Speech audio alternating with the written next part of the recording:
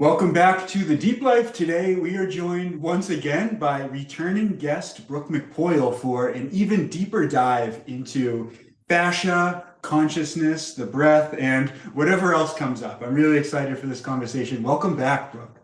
An honor and a privilege. Thanks for inviting me back. So I guess to start off, I must say, since the last time we've talked to you, we've been deep into your fascia release course, which has been incredible. For someone, I feel like I was kind of introduced to this idea roughly in like 2010, probably Mhm. around then or maybe even before, to start with like myofascial release. And back then it was a lot of foam rollers, and then starting to use, tennis balls and lacrosse balls. And it's something I've done off and on for a long time now. And over the last, what's it been, two or It's three probably been at months? least 3 months, Maybe. 3.5 months, maybe, because we spoke in the summer, so it's got to be at least 3.5 months now. Yeah. So and then after the last 3 months now of using your system and doing it consistently and having a structure to it, like I feel incredible. It's been such an amazing experience. Yeah, it's been life-changing. Like, I know that sounds silly, and like, no, everyone, we're not being paid by Brooke to say these things. It has changed the physique of my legs like I've never had before. The flexibility, the understanding of actually what's happening in my legs and the different sensations during the different release points I've never been able to connect to my body at this level. It has helped me so much with my yoga and the yoga poses and the flexibility. Like, because Dan and I, we obviously won't go too much into the course, but we're just doing from our hips down, like start to the ground, the feet, and then just to the hips. And I think we were maybe a month in, and I flexed the back of my leg where my calf is, and I was like, what is this? Like, these definitions in my leg that I have never seen before. It's like strength is emerging, definitions emerging, flexibility. It's been truly incredible, and it's so helpful to hear your videos that accompany with it to actually understand like what's going on and how imperative fascia is within our system, that I didn't even know it was. Dan was introduced to it before I was, but I didn't know how it was just connecting every single part of our body from the ground up. Wild. And I'm so grateful you both are training. And honestly, I can't wait to see what happens in your fitness, because when I was about 9 months in, I felt spring loaded. You know, when you're a kid and Mhm. you're just like, what do you mean? I could totally make that jump. Because if you fell, you're just like, oh, I'm fine. That's what came back to me 9 months in. That's where I was like, wow, there is something special to this, because I haven't felt this way since I was a kid. And imagine if we think like, imagine if aging really is an illusion. Like, they used to think our teeth falling out was just a natural part of aging. And then we were like, oh no, if we brush our teeth, we can keep our teeth, like they stay in our face. This Imagine sounds if, so obvious.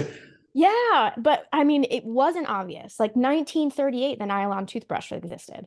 Before then, it was dental decay was a natural part of aging.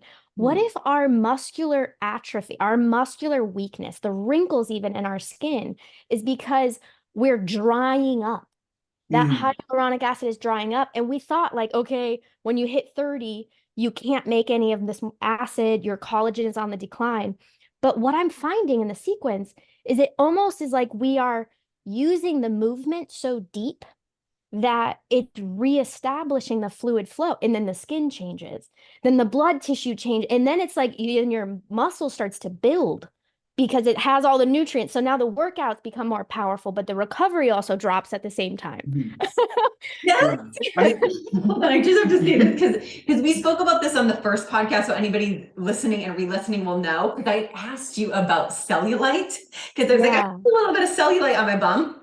It's not there anymore. Like, Isn't that again, I'm amazing? not like using this as any type of, oh, look at me, I have no cellulite on my butt. Like, no, of course, it just, I couldn't believe that the definition is like, oh my gosh, but I feel that my skin looks younger. It looks hydrated. It's Yeah. not that wrinkly, kind of like scaly. Do you know what I mean? Yeah. Because I feel like I hydrate myself well, but there's an elasticity. Like you described Yeah. it as like a honey feel. I Yeah. understand now what you mean by that. It's Yeah, cool to that feel it. moment where it like when you feel like the adhesions kind of melt away Yeah. is such an amazing Do you experience. have any adjectives for me? Because I'm always trying to describe that. I call it that threshold point when the adhesion, like when it starts to swell. And then I'm like, okay, does it melt? Does it pop? Like what? It's like an unweaving. Like how do you guys got any words for it? I like melt. I do too. But I've Okay. also had some that I feel a little pop too, which is different. Like I feel the big ones melting and the small ones I can feel the little like it's like a little jolt or a little pop. Melting is the best way that I've been describing it to people as well. But I'll Yeah. begin to think if there's a different adjective that comes it's to just like mind. such a great release. But I do want to come back to hydration a little bit because I think this is a really important concept for people that a lot of times it doesn't really matter how much water you're drinking, Yeah. especially up to a certain point. Like if you're just drinking water and then peeing that water directly out, that water's not actually hydrating your cells and hydrating your body. But there's definitely something to like putting that pressure on a spot and like wringing the sponge a little bit and creating Mhm. space so that it can then absorb the water and actually hydrate and not just be like stagnant. Yeah. It's wild to feel. It's wild to build a vocabulary around the illustration of what's happening. Every day that goes by and I'm a hobbyist beekeeper. I got like a couple hives, so like Yeah. nothing big. I have friends that have like 1,200 hives and they're like, oh, my grandpa has 80,000. And I'm just like, oh, okay, I'm small potatoes. I'm helping the nature though. And I keep thinking that a cool illustration for the fascia is like a beeswax hexagonal structure that's like the scaffolding. Like if we were to rip the body apart and only leave the fascia, I'm almost picturing it like a beeswax hexagon geometric shape that runs from the foot to the head. And then through that is the industrial strength rubber bands, those major structural vertical fascia bands. That is really what we're working on in the fascia flow. We're working on everything in between, but if we have balanced tension on both sides and both sides are flowing, the philosophy is by the time that you're to your hips, you're going to have very little work to do in your upper body because the tension is reset from the bottom. So people who are releasing the fascia from their neck down or from their torso out, I don't know how much that is going to shift because everything is based on our hip level. So for me, it's like, man, feet to hips, that's the priority. But we can't be wrapped up in pain spots. If people are going to tackle pain, there's a lot more aggressive fascia release techniques that will work. I just wonder about the longevity of them working because there's experimenting right now in Sweden with I think it's called the Dr. Bowen technique, and he's doing a massage gun. Right, this seems so simple. He's having really good success with locked shoulders, and he uses a massage gun at a certain angle and basically keeps it there for like 30 to 45 minutes. That's like what I've Wow. found. I haven't like seen his technique or done it, but that's basically what I've grasped. And in 2 sessions, they do a session a week or maybe it's like 3 sessions in the first week, 2 sessions in the second week, but he's getting great release and there's no surgery.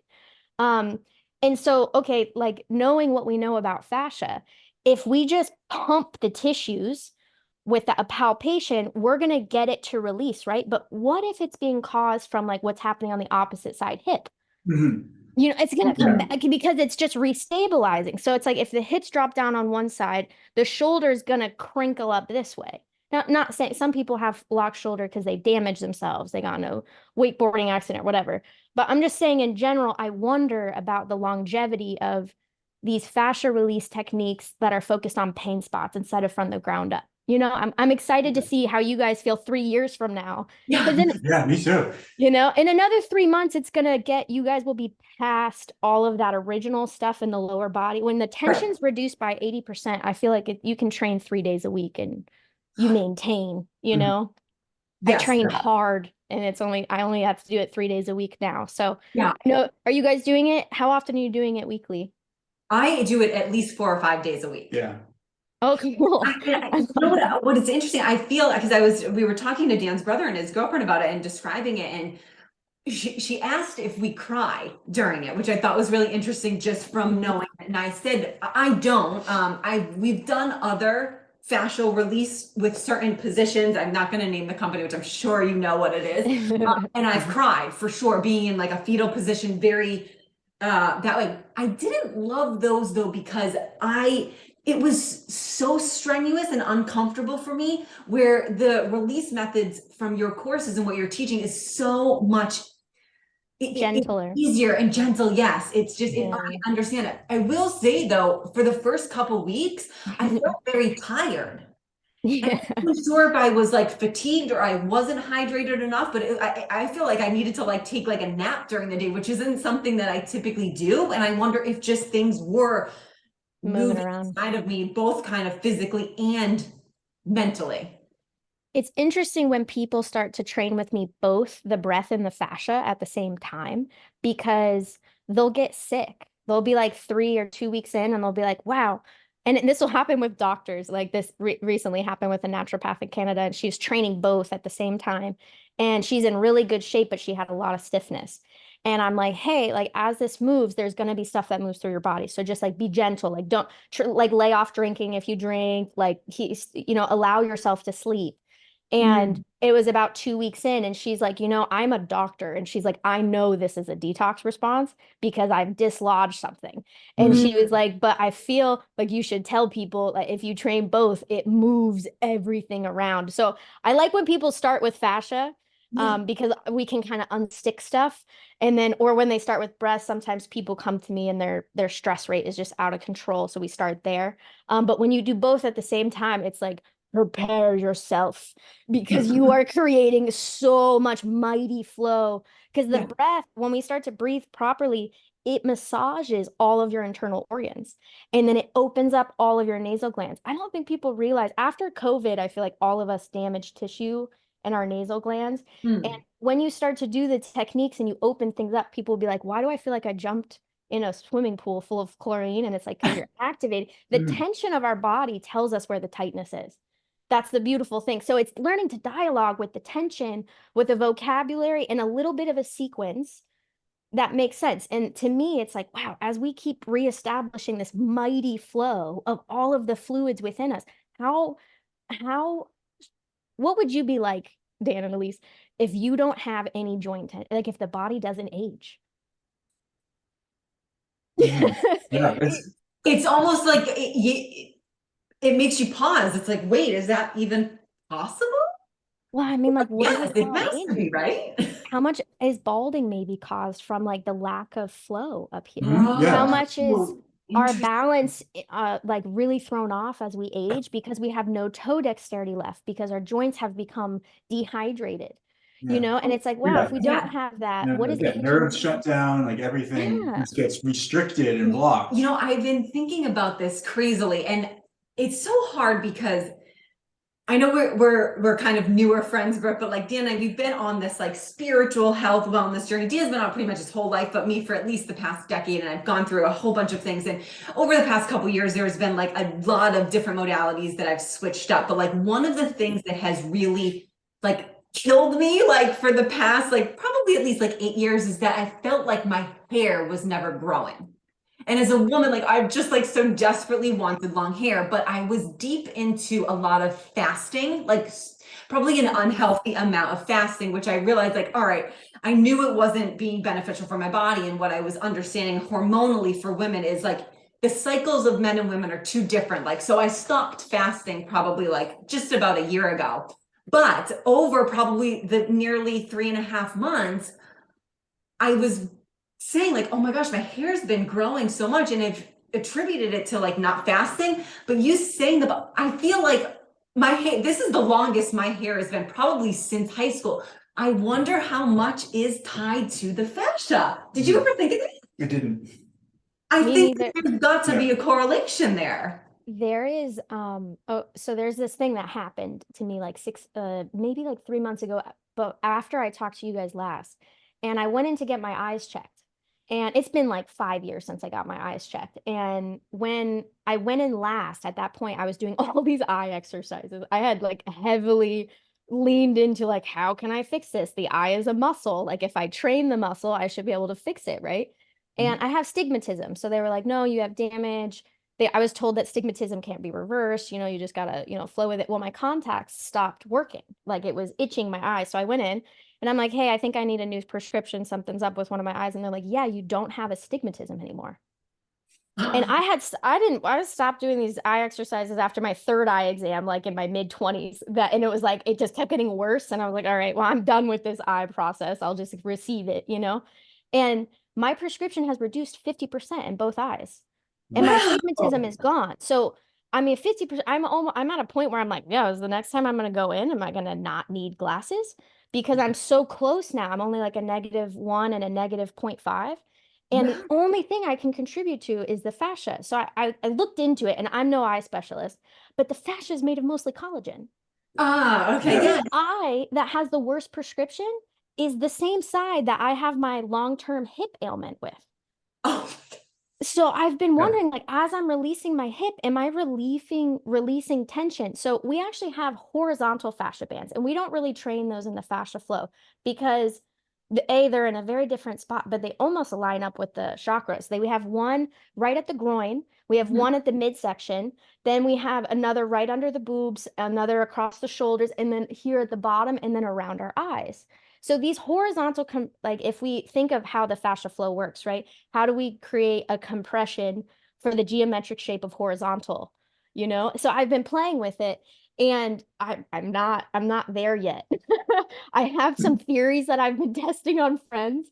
I recently just took on a client. He's a local guy here, and he fixes my car. He got bit by a spider, and the spider poison scarred his eye tissue. And I'm just like, can I experiment on you? Because I have a technique that because it's just scar tissue. Like scar tissue is all fascia. So I've been working with people that have like brain tumors. This guy, he's got this huge scar from like 3 brain surgeries, and his hair covers it. But we've been working with the fascia flow to release that old scar tissue and then testing it with muscle kinesiology. Like, okay, is this spot good? Because the damage, like he can't really quite feel it in there. So it's been exciting, but imagine if the flow reestablishes all these systems. So wouldn't that simplify all of medicine immediately? I know. I was just going to say, let's talk about someone who has a huge scar if you want another experiment. Yeah. I don't know if you can see it. I have a huge scar on my arm goes from here to here from a surgery. It would be fun to play around with. It's like you can feel how tight and stiff it is. Interesting. I have a scar on my hand, and I've healed it on this side. My muscle was ripped out, and you can barely see the scar. I like can't even show it off anymore. I was like, it used to be disgusting looking. But when I do handstands, Dan, I can feel it on the other side.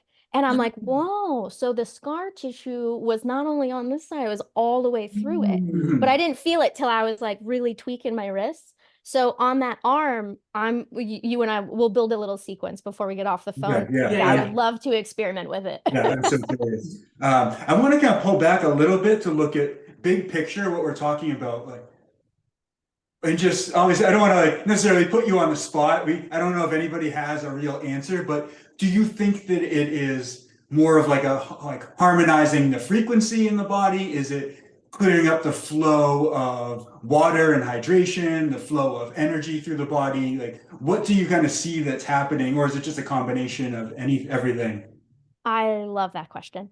So as a musician, right, I'm always building illustrative metaphors off of music. And the way that I look at the body is we have 3 spheres of influence, 3 like kick drums that are pumping a frequency through the body. One of those frequencies comes from our brain. And it's measured in a sound hertz, actually. So they put those little electrons on our brain, and then they read how fast they're firing. Well, that frequency is a sound, right? And then our heart rate is literally a pump. And then our breath rate is the organizing rhythm that talks to both the heart rate and the brain. And so many of our systems are just based off of those 3 things. How the breath is telling the heart, and then how the brain responds to it. And we can toggle switch anything just by sitting in a room. So if we start to hyperventilate, let's take our breathing pattern to 35 breaths a minute or more. our brain is going to start preparing for stress. If we amp that up to 50 breaths a minute and we hold that for 2 minutes, our brain is going to think we're getting ready for battle.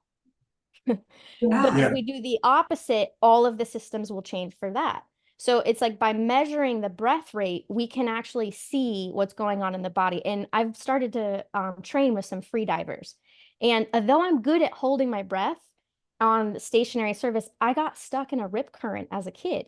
So I have this like thing with the water, even though I live in Florida, I like only go where I can touch. I really don't go anymore. I don't go swimming. And it was a really humbling experience. When you get in a rip current, you have to stay in it until it spits you out, unless you're strong enough to swim through the tide. So I went 2 miles down the beach and it spit me out a 1/4 mile away from the beach. And thank God I was with my friends, because I think I would have panicked because I couldn't, they were strong enough to swim out and I wasn't. And so when I go to hold my breath underwater, as soon as my ears hit the water, I want to come up for air. It's been so humbling because here I teach people nervous system regulation and breath control, and I get in the water and I have these like flare-ups and I'm like, wow, I'm ready to conquer this. That's amazing. And also, I can only imagine how scary that is. Well, I'm just training in a pool right now with them. So it's hysterical to just feel it, to feel the mammalian reflex of like, okay, wow, okay, I held my breath for 20 seconds. I can get out of the pool and hold it for 2.5 minutes, get in the pool, 20 seconds. What's going on? It's so interesting, actually, how that's correlated in that way. And it's psychological and it's huge. So my heart rate, what we found, like these 3 spheres of influence, is when I go underwater, my heart rate elevates. So my homework assignment from the freedivers is learn how to float in the pool and chill your heart rate down. So there's these guys now that I've learned about that can dive 400 feet. And in my opinion, if you're diving past 100 feet, you're a pro in my world. Yeah. That is a lot of pressure. That is a lot of control of your nervous system. But these guys that are going down 400 feet, they're working out crazy legs the day before. Then they put on these like uniflippers, and then their pre-warm up for going underwater that deep is they sit in a tube on top of the waves and they just drop their heart rate. Like they deeply meditate for like 20 minutes on the surface of the water. Isn't that so interesting? Is the opposite of almost every other training. Like you train, you go to the gym, you elevate your heart rate. Like yoga is a drop of heart rate, but every other training is a raise in heart rate and then maintaining that raise. And there's absolutely no crossover. I have to like relearn a whole system. But it's so interesting, I think, because like whatever you're training for, you're usually training in that like sympathetic state, get amped up. But then when you look at like the best performers in like a flow state, they find that calm state. They're able to slow their heart rate and their brain waves and just kind of like allow the sport or the activity to come to them and allow life to come to them. Can we unbox that a little bit, Dan? Because I know you've been in tournament athletics, right? Yes. So, you know, the juice that hits the adrenaline to me is like the nitrous of the whole combustion engine, right? So if we think of those 3 spheres having a rhythm, when we pour adrenaline, those 3 spheres are going to amp up, like everything amps up. And I have crashed and panicked under pressure, and I have soared under pressure. And when I'm soaring, my breath rate is controlled, but there's this feeling in my feet where, and I'm sure you might be able to relate to this, like when you're breathing deeply and you have the juice running through you and you can like feel the radio tower of what you are, like you're way bigger than your body at that moment. You know, you're like a mighty warrior preparing to like do something amazing and people need to watch out. And it might be a little dangerous. So you're activating like every single instinct in your body. And it's like that is what I want to learn how to master, is like every time that adrenaline dumps, I just drop into that like 1 breath a minute sequence and I pull the energy to my feet and I let myself get as big as I can in my energy field to tackle whatever if it's a singing, if I'm doing music, if I'm playing golf. I still gamble a bit on the golf course. So that's when I get my like my measurable juice dumps, you know. A little skin in the game. Yeah, just enough to make you sweat, you know, just enough to get everybody nervous. Have you found by like training breath helps you with that, or do you have to be in it and like in those stressful situations to access that. Wow, interesting. So during COVID, I lost my job here like 4 or 5 years ago, and me and my roommates, we were all fine. We split rent 4 ways, so it was easy for us. And we got a family membership at a country club, and we played a bunch of golf. And this was 5 years after I retired from pro, because I lost it for being a pro. I had all the shots in my bag, but I couldn't make a putt. I'd shake on a 2-foot putt. And so years later, I was teaching breath work. I was way deeper into my meditation practice. COVID happened, and the boys talked me into playing golf again. They're like, come on, we got nothing else to do. It's a healthy sport. You know how to play good. Just come out. And I played the best golf of my life. It was kind of like hard to watch how good I was, because I was like, damn it, I really missed my calling here. Like I should go back, because I knew how to drop my breath rate at that point. So I'd get under par where I would freak out. And I was like, oh, I would watch my breath rate elevate, and then I'd be like, I know what to do. And then I'd just deep breathe for a few minutes before I'd hit my putt. And then I'd make it or I'd miss it, but it wouldn't feel the way it used to. My whole world isn't wrapped up in it anymore too. So there's that sense of detachment. Totally.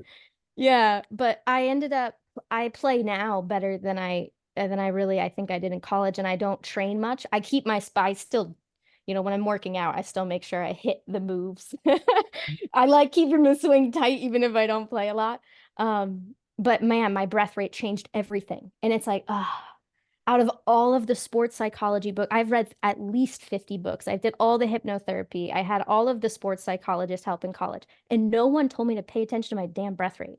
And it's like that, I feel like that's my beacon, when the strategist is like, you should work with people over 50 that have knee pain. I was like, I want to work with a 15-year-old to 35-year-old athlete that wants their best under pressure. Sure. Because those are the greatest of all time are yet to come. You know what I mean? Like, how are they going to be better? And I loved what you said about, you could see the greats, like how they would chill their nervous system out as the adrenaline was dumping in, Yeah, so just being able to not panic is so powerful. Yeah. And I know that we talked about this on the first episode, but I don't think it's going to hurt to like recap it. Like really what's going on, Brooke, if you could just dissect that again with the breath tied into the fascia and what's happening with that, why that's such a big component and why it's such a big part of the course. Do you literally give us techniques on how to breathe through these release mechanisms? I would love to get you both training breath so bad. So my breath work is very different than what most people have experienced breath work. I'm not tripping people out. I want to focus on our natural and automatic breath pattern, because when our breath rate is lower, our brain waves are lower, our heart rate is lower, and that allows the fascia flow to be calm and stable. And to me, that's where we're going to access our most transcendental gamma brainwave experiences. Our most creative, imaginative, problem-solving thoughts are not going to come from spastics. They could come from stress. Stress has a way of, distilling a moment, but it's in that moment of stress, how can we drop in and be creative? So to me, a slow breath rate gives us the most control over the systems, because right now, when people are breathing at the standard resting breath rate, resting, meaning they're just sitting down, is 15 to 25. And it's mostly because we weren't taught to breathe. We take advantage, we just think like, oh, I can breathe through my nose or my mouth. And it's like, no, when you look through at the physiology, we are meant to breathe through our nose. Then opening the experience of the nose, the nasal cavities come to the eyebrows and then out underneath the eyes. So opening up the entire nasal gland is like a facelift for some people. And then the foggy brain, all of that tension that people get at the front of the brain, or they feel like they always need to have caffeine, often is coming from mouth breathing, because you are no longer allowing the nasal glands to vibrate the frontal lobe. So all these systems rely on each other. So when we drop our breath rate, the way that I teach the breath is a shape. It's no longer just inhaling, exhaling, or inhaling all the way and exhaling all the way. I teach a Fibonacci wave with how you pull the air in. And this is basically like learning how to open the diaphragmatic muscle and the intercostal muscles that are around it. There's two muscles that pump the entire lung chamber. And the heart I look at the lungs like a combustion pump for the heart. It's really all breath led. Really. I mean, I think that's why holotropic and Wim Hof trip people out by elevating the breath pattern. But if we do the opposite, we can prepare the body for deeper, to me, deeper states of transcendental meditation. When people are doing these holotropic or these hyperventilation techniques, you're going to crash the nervous system. You're going to throw the nervous system into a sympathetic state. Then you're going to crash the nervous system in the sympathetic state. And during that time, the fascia will tense, which you can experience 2 minutes into a hyperventilation. You know, you start to get tingly, your toes start to curl. When you're 30 minutes in, you're cramped up. And to me, that's when if you looked at the flow, we're hitting the flow, we're palpating the flow instead of allowing the flow to rush and open, rush and open.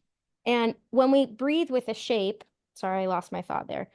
Try this with me. Actually, slow motion swallow, okay? And I want you to feel the back third of the tongue. Okay, so not just like lifting the tongue, but try slow motion swallowing again, and then feel the back third of the tongue lift and hold against the soft palate. So the soft palate and the hard palate, let me grab my little model over here without knocking her over. I want to show you guys this. This is so cool. So the nose and the mouth is separated by a thin little layer. This is the hard palate.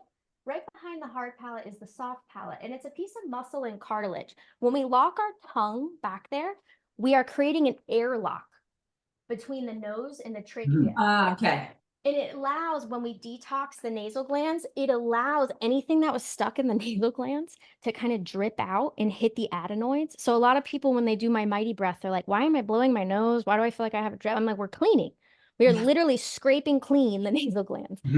And it sticks against the adenoids, right?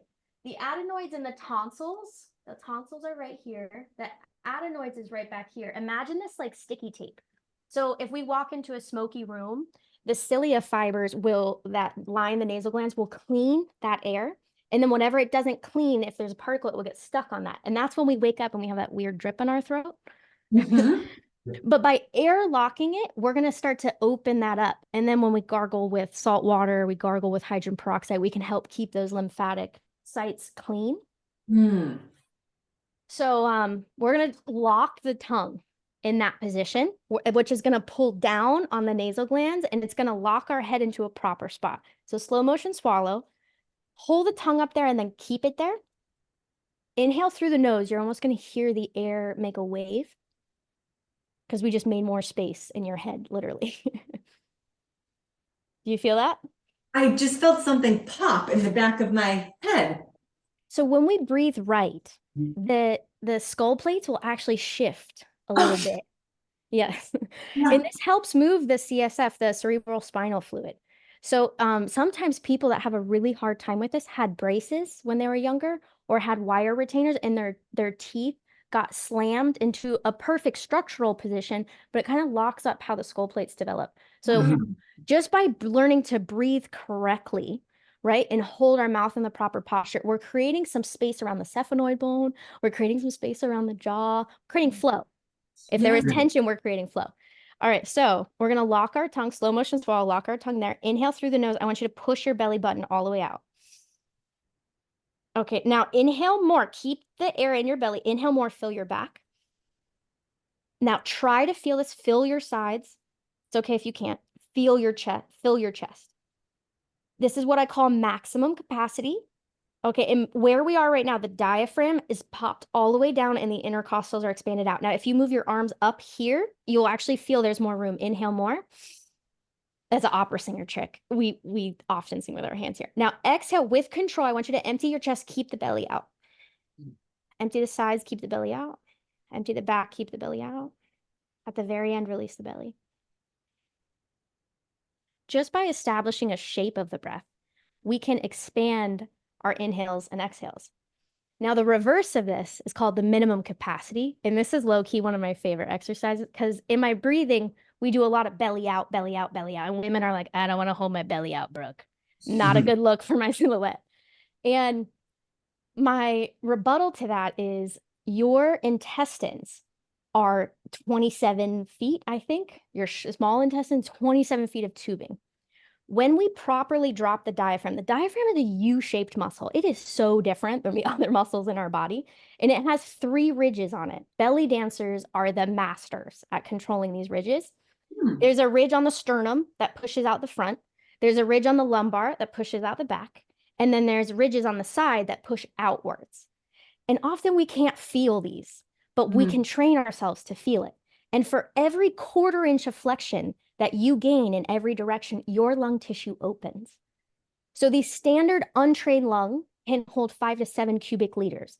The world record holders are at 22 cubic liters. It is so easy to double or triple our capacity by training, because the lung tissue itself, they're not these like 2 cute little symmetrical sponges. They are wildly asymmetrical with these crazy bronchial tubes that open up like extra sponges. And when we go through the sequence, it's the same dialogue with tension. So I put you in a simple sequence that allows you to feel the tension. And then I show you how to open the tension up, because that tension is showing you where your lung tissue is literally smushed against your rib cage. So often when they take lungs out of cadavers, you'll see impressions on the lung tissue of where the ribs were. And that's often where those impressions are, is often caked with particles. So it's where the lung tissue was. It's like the corners of your house that you don't sweep out good. It's like, so by opening this back up, even if somebody has damaged lung tissue, we start to optimize the lung tissue that they have.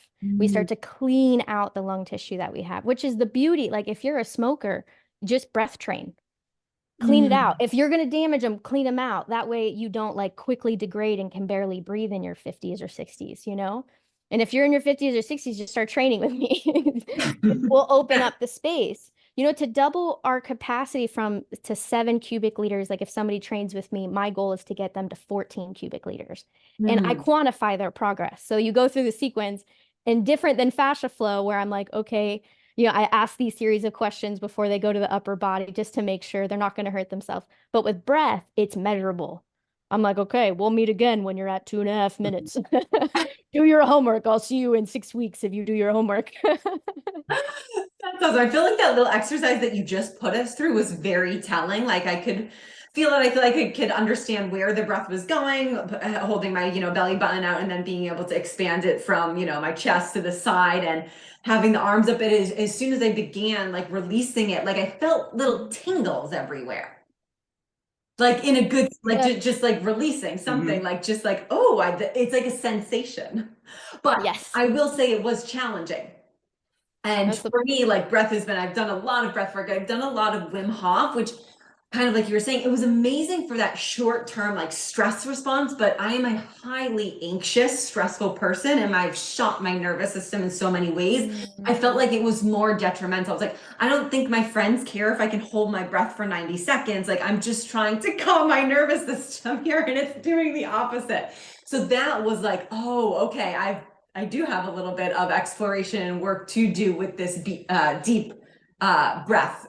So I think yeah, the shape of it for me, if there's anybody that's in an anxiety state, like, kids, I tell kids to hum until you're out of breath, because when you do that, you're naturally dropping your breath rate. But to me, it's a 7-second inhale, 8-second exhale. And if you do that for 4 minutes, you will have dropped all of your tension to 4 breaths a minute, which changes your fascia tension. It's the systems are talking to each other. And to me, the driving system is the breath, because the breath changes the heart and the heart changes the brain. It doesn't start with the brain. I feel like we've been looking at this a little, it's the breath. But if the body is stuck, the breath doesn't have a lot of places to go. And it's still like the systems are still stuck. So to me, all I want to do is teach people how to get to gamma, but we have to have a mighty breath, and our fascia has to flow. Or in some cases, the fascia has to flow, then we develop a mighty breath. But in all ways, we're starting to influence the brain chemistry. I'd love to show you guys the opposite technique that actually, women that are like, I don't want to push my belly out or train to hold my belly out. When we teach I'm going to show you how to do the minimum. And when we do the minimum and the maximum, if there's bloating in the small intestines, it clears up, because we're creating so much massage. So level 1 with the breath, we establish a shape. I get you geared up to these muscles. Level 2, we add the pelvic floor. Then we start to play with like with expansion and contraction, which to me is the root of everything in the world. Like I don't really see a good and a bad or a positive or a negative. It's all expansion and contraction. It's how we navigate how big are we willing to make ourselves? How small are we willing to make ourselves? And when we establish that within the core of our internal organs, there is massive shift. And then we add our toes. So level 3 breath, we add our toes, we train on our backs. And it's an opera thing to train on your back. You have no pressure on the diaphragm. You can feel your intercostals of your back opening up easier. And then we can strength train the diaphragm. Like as a singer, I put like 30 pounds on my belly when I go through the same sequence because the diaphragm can be trained to push weight. Like Pink has this famous video of her having like an 80-pound person on her stomach while she's belting. And it's like, yeah, that's how you train to create proper strength, because when you're singing, the exhale is everything that carries the sound. So you're trying to control the pressure of the exhale to the degree that you want. And you do that by pushing the air down against the diaphragm, because in the diaphragm, I have control. In the upper chest, I don't really have squeezing control. Because you're squeezing the air out of you. But if you just squeeze the air from the bottom to the top, I can't push. But if I can squeeze from the top down, I can push the air out for 37 seconds now. It's quantifiable for me. Me and my bandmate, we have contests. So impressive. Yeah. Like the exhales of like the pranayama breathing at like 11, I'm like, oh, the exhale holds. Exhale holds, I think, are the hardest. But let me show you this, because this is low key. It's like a stomach vacuum exercise with a couple extra mods, but it works the transverse abdominis, which is the corset muscles of the abs. So even though we do all this push out work, we work the opposite. So like the silhouette is nice and we're relieving all the bloating, and and it gives us control. So try this with me. Take a big breath. So swallow, get the tongue lifted, inhale through the nose, fill your belly, feel the back, sides, chest. Lift your arms up a little bit. Just try to like explore more room. Inhale some more air. Just hold here for a few seconds. Now, there should be no air in your head. If there's air in your head, you're not pushing down hard enough. So there should be no feeling between your ears or in your throat.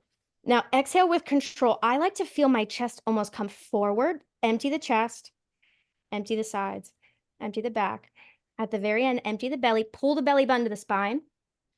Belly button to the spine. Tuck in on your lower rib cage.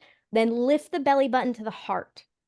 Okay, just if you need to breathe, just breathe shallowly at the top, but bring the belly button to the heart. Now try to move the belly button to the front part of the heart, and then the back part of the heart, and then the front part of the heart, and then the back part of the heart, and then you can release. That is so nuts. That's more of that. Yeah, but you feel the muscles of your stomach working, and I'm not even sure if that's the correct terminology of what's going on, but wow, you feel the depth of it. Yeah. Sure. Yeah, and like the strength, how strong you are deep in there. That's really cool. So imagine doing that and then being aware of your pelvic floor and then being aware. So it takes some time before we actually stand up. And then when we stand up, it gets really, really fun. But when we sit down and we do those pull in exercises, we're pulling. So when we do the max, we're pushing the diaphragm down and out. When we're doing the min, we're pulling the diaphragm all the way in. And then we're training the intercostals to collapse, which is normally how I get people to feel the shape. So it's funny, like the maximums are tough for people. And I'm like, okay, stretch out the sides. They're like, I can't feel that. And then when you go into the minimum, I'm like, okay, tuck in the sides. I'm like, oh, I felt a little bit of movement. And it's over time, there's more movement you gain. And for every quarter inch, that's how we start to build out. We got to make it flexible in there. And we got to make it strong in there. We got to make it clean. I love that. I wasn't sure where we were going to go with that. I'm so glad that I asked you, because we obviously didn't touch upon all these things that are such imperative parts of our bodies and our lives, and the fascia and how this all moves. So I'm so glad. Thank you for walking us through those exercises. Really I'm actually really excited to go back and listen to this and do them both on while I'm laying down on my back. Yeah, I think I'm gonna just have you guys start training with me, because you'll like it. The whole sequence is really nice. 10 minutes. I think just the idea of training breath as a shape is so fascinating. because I mean, I just think shapes in general and thinking about things in terms of shape is so interesting. You start to think about like sacred geometry and all these other aspects of life. And you're talking about the like Pythagorean, I mean, Fibonacci. the Fibonacci, sorry, sequence of the breath. And it's like, that is life. And you're working with life to mimic the shapes where we've been maybe disconnected from it. And I think it's really, really interesting. And it also kind of lends itself to a lot of the stuff with fascia. And when we have adhesions in the fascia and restrictions, that limits and restricts our ability to make shapes. And there are certain shapes, I think, that we need to be able to access. And kind of like you were talking before about like pain, where someone will have shoulder pain and they'll want to immediately go to work on the shoulder, but the problem probably isn't the shoulder. It's like you said, maybe the opposite hip, or it's somewhere in the traps, or it's somewhere else in the body where there's a restriction and there's something pulling that's changing the shape, which is changing the expression of their life. And I think there's something really, really interesting here about the connection between the breath, between the body and the fascia, with consciousness and with life. And I just want to hear you talk about it. And maybe also I know we had talked at one point about the idea of tensegrity and biotensegrity, and the idea. I'm just rambling now with all these thoughts that are coming to my mind. He gets so excited about this. Me too. My whole life, and then like especially like become like as a trainer and a fitness coach, like we're taught this idea of like muscle origin and insertion, and that each individual muscle is doing a thing. And then when you start to pull back and look at the idea of it's actually maybe the fascia that's doing it and not necessarily the muscles and the skeletal system, and they're just floating within this like other structure that we didn't even really know anything about until pretty recently. And how animated is that structure? Because you have probably both experienced this, where something happens, right? And let's just say you open a mirror. I'm trying to think of a good example. You open your bathroom mirror and something falls out and you catch it and you're like, I had no idea that could happen. Yeah. we want to convince ourselves that we're the ones doing things. Yeah, I don't know how to move my arms. All I can do is like set the intention, like to touch my nose. Like I can set the intention to touch my nose and it happens. Yeah. But I don't know how to actually move my arm. I had 2 conversations in the last week that I would love to just mention with you. Stephen from the Body Lever, I was like, I'm not a non-violent person, but I love training violently, because as a golfer, there's a kinetic chain. Like I know that I can propel from a static motion a club head at 220 miles an hour. It's a powerful feeling. And it's only a 3-foot club. Like it takes a lot of concentration and technique and sequencing to do that. And as we were talking about violent training and kinetic chains, and how the kinetic chain is related to the fascia, and how much more the nerves are moving through the fascia, which is creating the impulse within the muscle. So it's really our fascia is moving this current that's happening, all of these things in the body. And as we train these segments so it can happen faster and faster and faster. And I was like, if I ever get into a violent interaction, I feel like I would know what to do. He gave me this total story of somebody being a dick to his mom, and he had just come out of yoga, and he was like, I threw Warrior 2 at him like it was a kung fu move, and he just like sidestepped, knocked him down, and he's like, I don't know what happened, but he had like opened the instinct within him. And I'm like, man, I know what you mean. Like, I think that we train our bodies, but if we can train our bodies with the kinetic chain. And Dan, do you surf? No, it's actually something I've been talking about like to surf for so long. Yeah, now we're back in California. I'm definitely going to. Okay.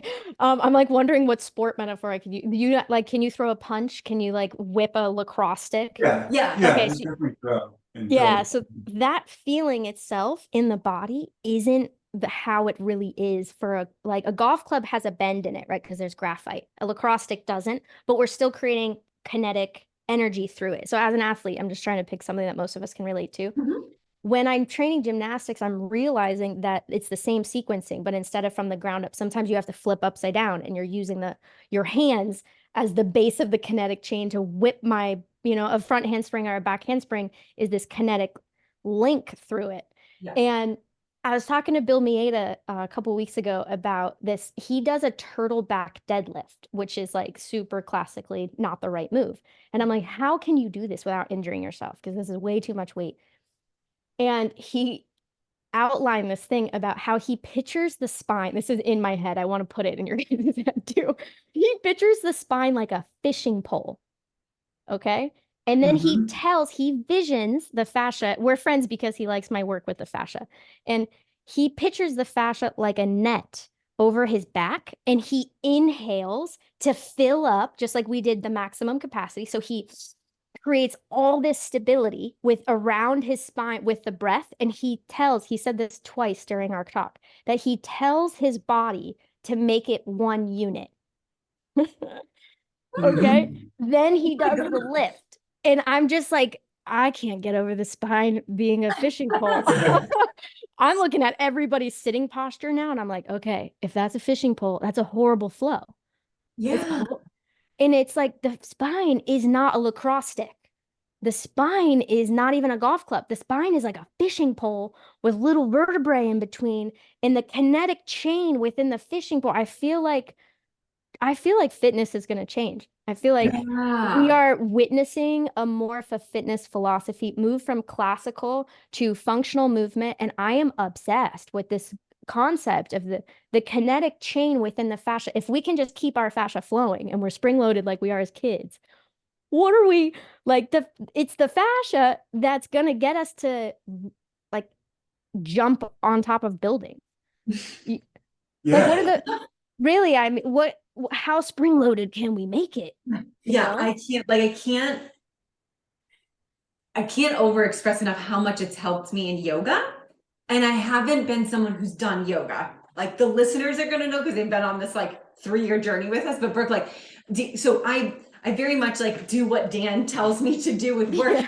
So I've been like this hardcore, like, yes, deadlift, kettlebell swings, like get me like as strong as I can. And then like last year we went to a retreat in Costa Rica, and we obviously couldn't work out for a year, and all that was available, not available, but like for a week, excuse me, was yoga. And the first yoga session that they did, I went up to the instructor. I felt like the chi, like the life force energy, like back in me. So I was like, okay, there's something to this. I had just shot my nervous system too much where I wasn't actually helping my body. It was like gaining weight, but I was working out harder, which is awful. So I was like, all right, here I am. Here's this yoga. Let's do it. So I've only been doing it like about a year. And I swear to God, ever since doing the course and this release techniques, like I am able to, like, I'm almost at handstands, which is like, I feel like so cool. Like I'm able to do all of these poses that like, can like, I lift myself up. And what's interesting is because we're still working from the ground up, so it's really just my feet from hips, I can tell how tight I am in my shoulders and my back doing certain twists. I'm like, oh, and then I'm able to feel, I'm like, oh my gosh, Dan, I have an adhesion. This shoulder. I'm like, when do we get to that? I think we have like a couple months left. But just keep focusing on the glute. You might be shocked. For me, a lot of shoulder issues are either coming from the opposite hip or it's within that side glute.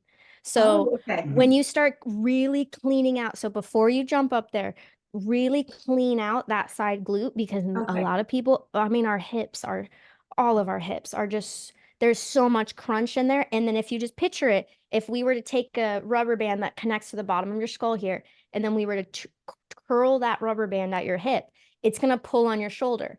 Then for your shoulder to come back up, it has to tighten here.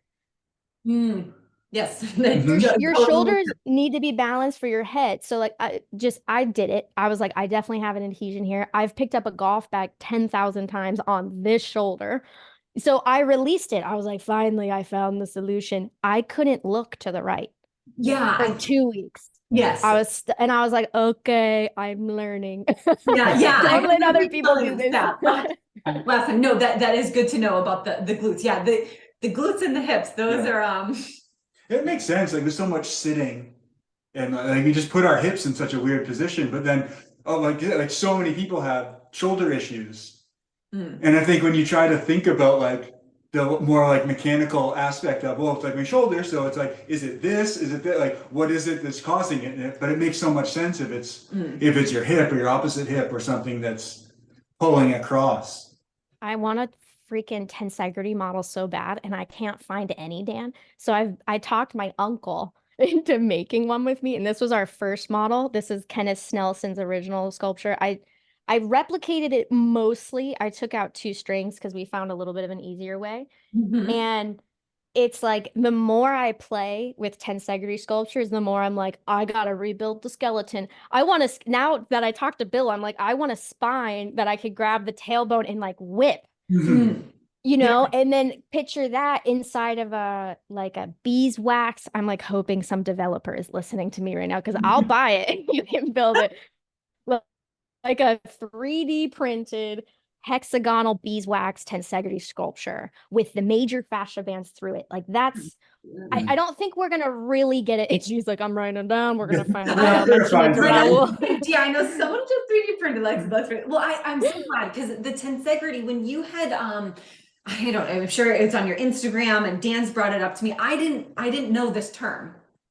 Dan dives deep into like words and he explained it to me, but I want you to break down. I want to hear like exactly what that means for Okay. from you. Yeah, I will do the best I can. So tensegrity actually came from the sculpture artist Kenneth Snelson. And he built this model when he was in college. And he called it floating compression. They told him to make, it's funny, I would be one of those collectors that would be like, where is his original sculpture? But the teacher, the architect teacher, told him to make a structure out of nothing but like wood and string with no nails. And so he built this structure. Then the teacher was like, this guy's brilliant. He took his homework assignment and gave it to another student, Buckminster Fuller. It's a little, he was kind of working there. He was kind of a student, whatever.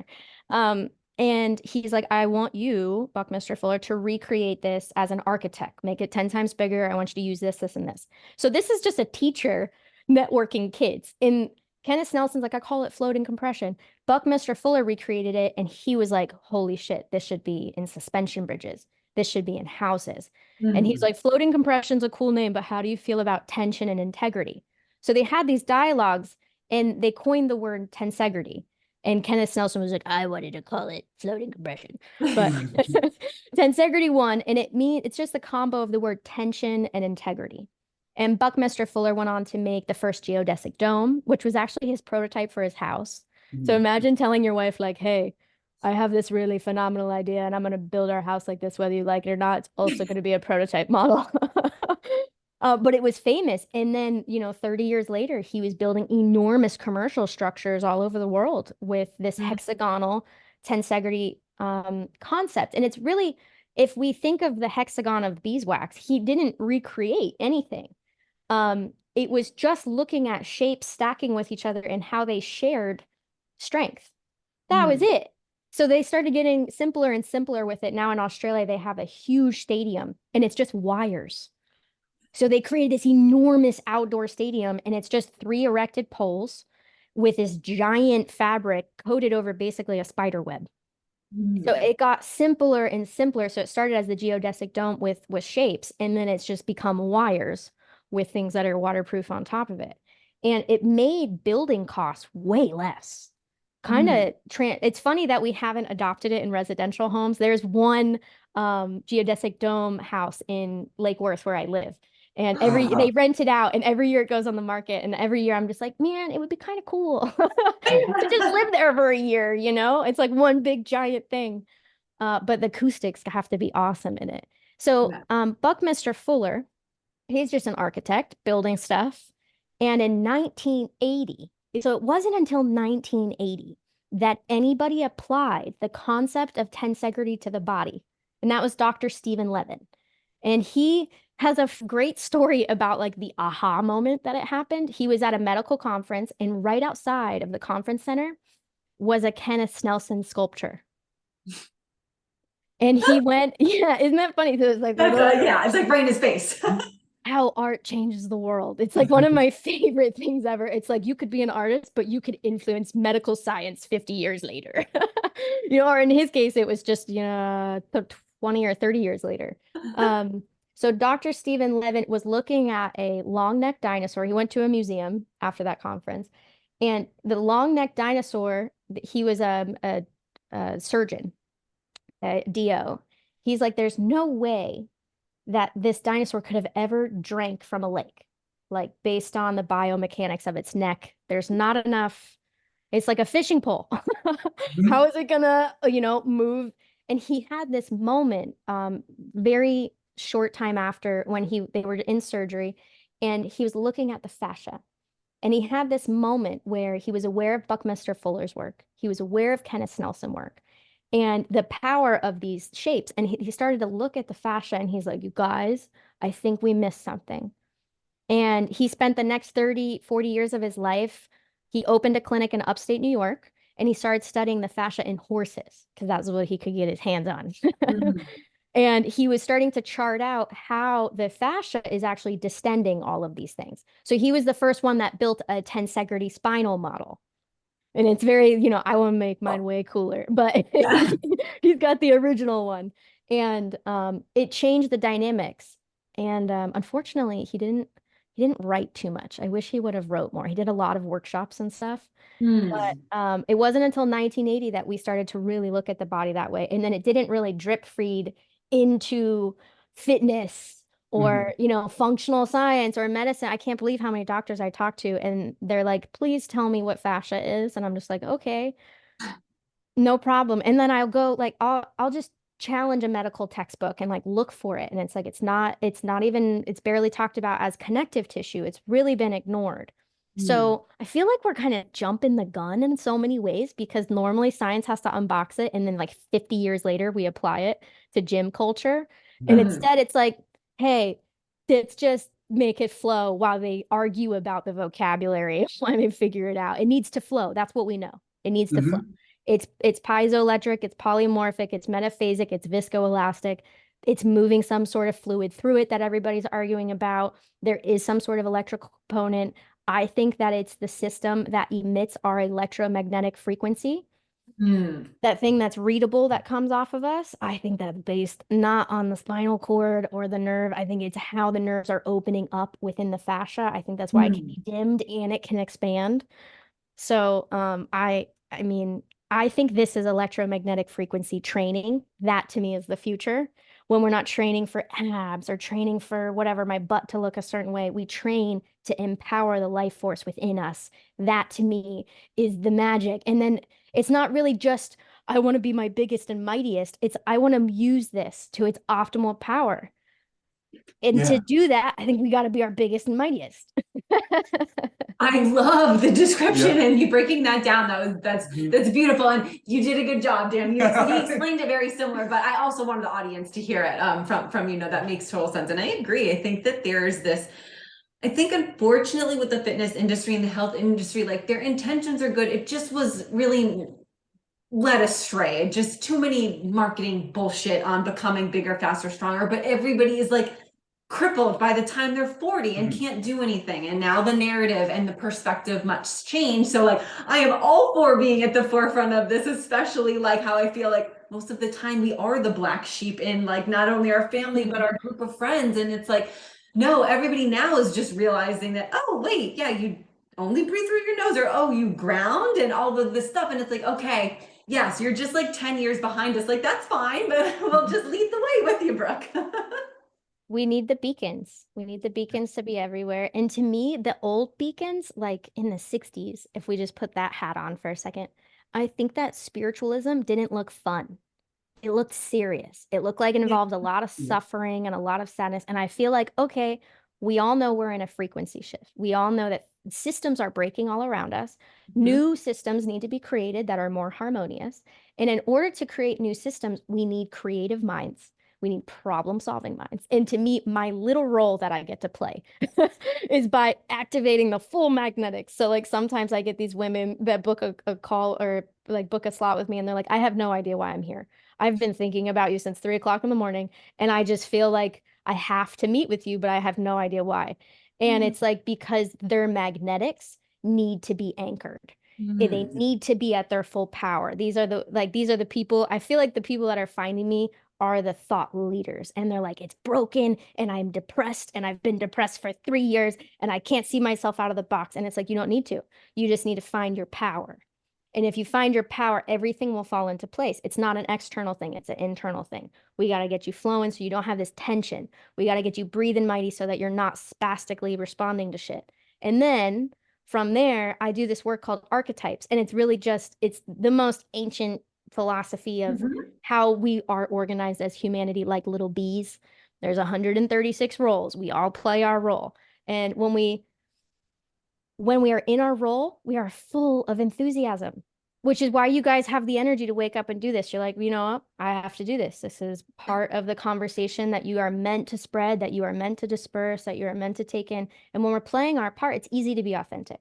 But it's a sequence. It's like, if you're too tense and too stressed, it's hard to be authentic because you're playing your part. You're focused on the external. But to me, if we get into the magnetics, it should be fun.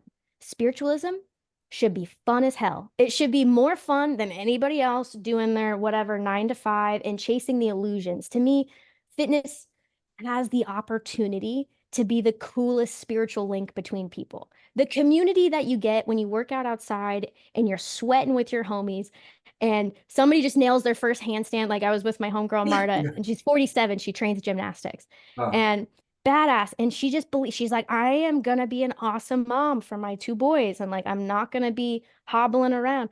And she's nailing her handstand in like 2 months of training. And I'm just so proud of her.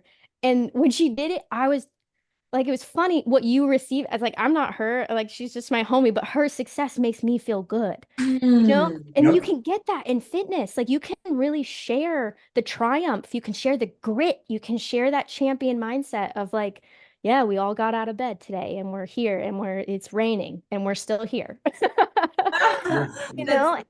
I love it. That's so beautiful. I just had this thought and it's random and I don't know. I kind of download these things that happen on this, kind of spiritual journey that I am on. And the way that you described how beautiful it was for you to witness this 40-year-7 woman nail a handstand. And that is freaking incredible because like I said, I'm trying to get there too. So props to her. But because we didn't really necessarily talk about, and we can jump into it right now, but we talked a lot about it in the first episode, but how fascia is tied to consciousness. And it's not just fascia that's tied to consciousness. Everything is consciousness. All of our organs within our body have a certain level, a certain rhythm of consciousness that they hold, and they're all interacting with each other. And how interesting it is when we become more holistic as a being, and with the encapsulation of this like fascia holding so much of the consciousness, and as we're cleaning it, as these adhesions are melting away and it's allowing more consciousness and a higher level of consciousness to seep within our system, our tissues, the nerves, everything, I think its innate ability and intelligence is then able, like it's enabling you to witness this person as you. Like, that's your consciousness level within this body organ, the fascia, wherever it's going. So it's like, oh, wait a minute. Her win is my win. We're one. We're not separate here. It just came to me as this like overlapping, perhaps interwoven thing, is everything. And the better that we take care of our bodies and to release these adhesions, if you want to look at them as like stagnant energy that is coming out of the body, then we're able to so gracefully like celebrate others, as opposed to kind of like you were saying, the shit show of a world that we're in, competing and wanting to be better. And it's like, is that helping anybody right now? So I'd love your opinion if that's kind of like, I don't know, I just thought like, I wonder if there's that consciousness level like tied to it, and how you're perceiving and looking, at all of these other, not even women, but just having the wins around you, your clients or not.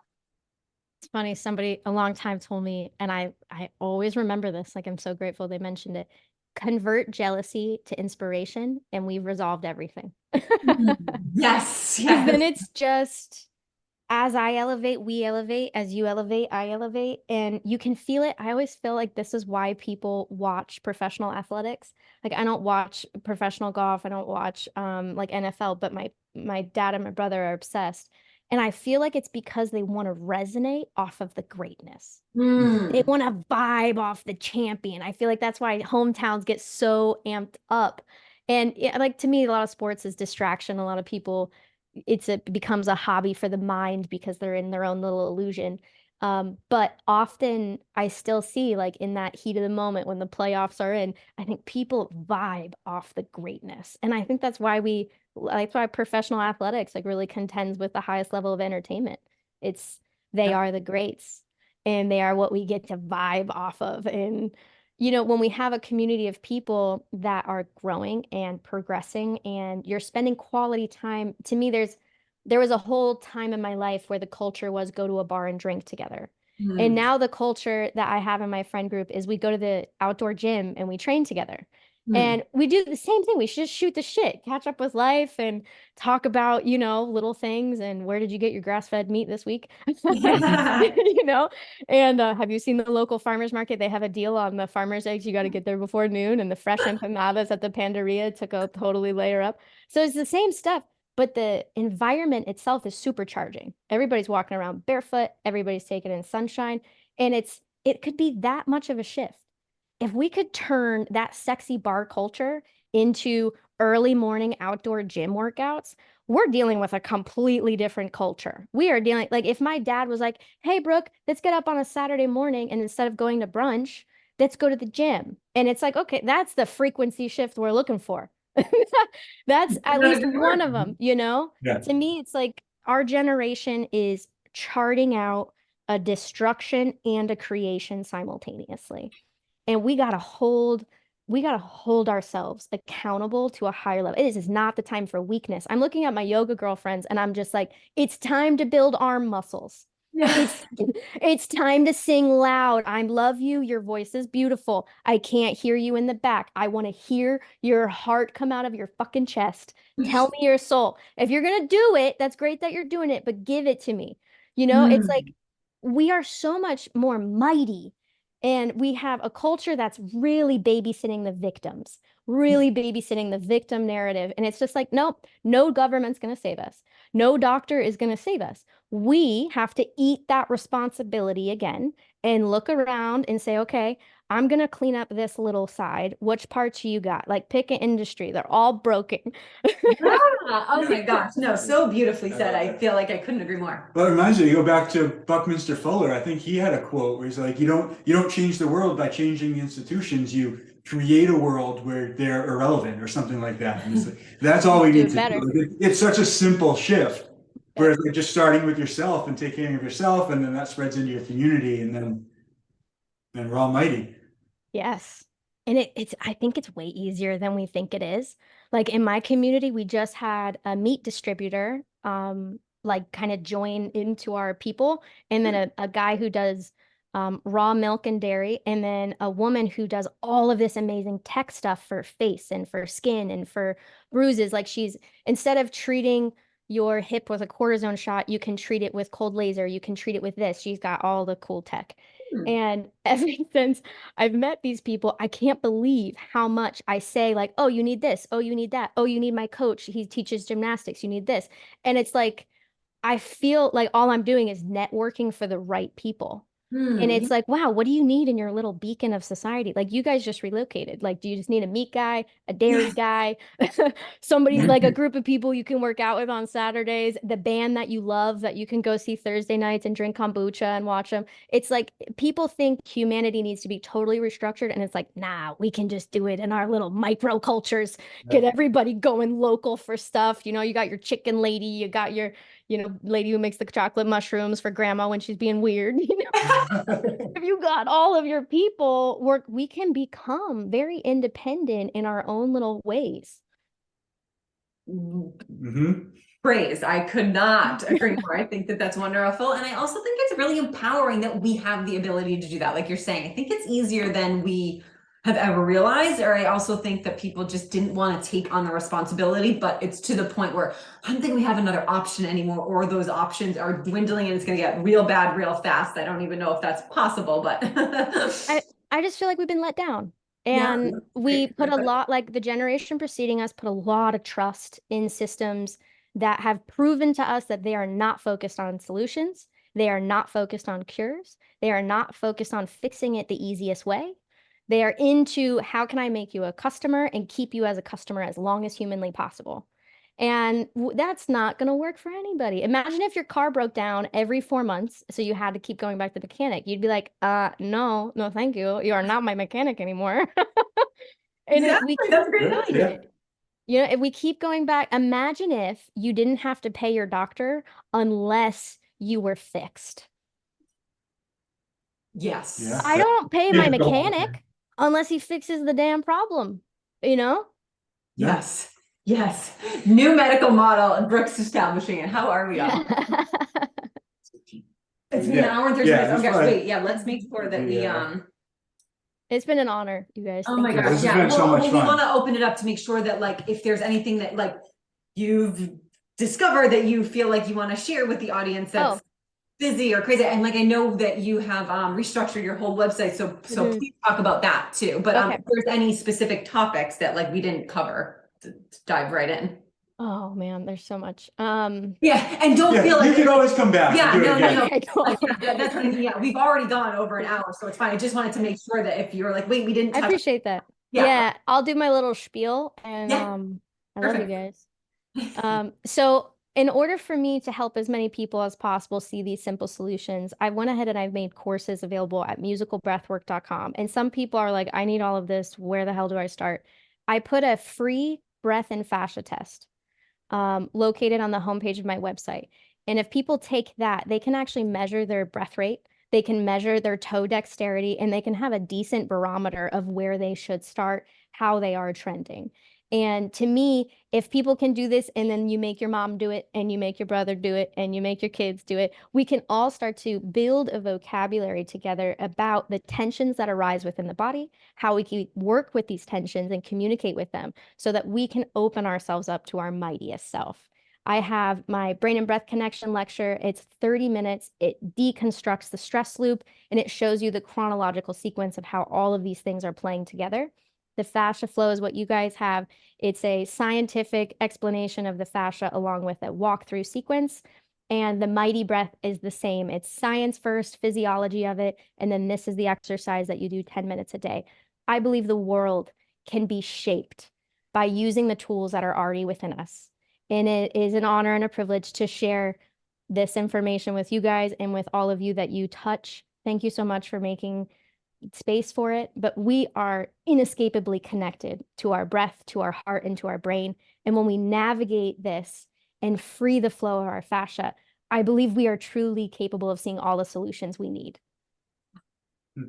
Such a beautiful way to end it, Brooke. Thank you so much for your wisdom, your knowledge, granting us the opportunity to keep learning about this. So thank you again for joining us today. Thank you, Brooke. I vibe with you guys. If you were here, we would totally be friends. We would work out on Saturday. I'm so jealous. I'll be in your community.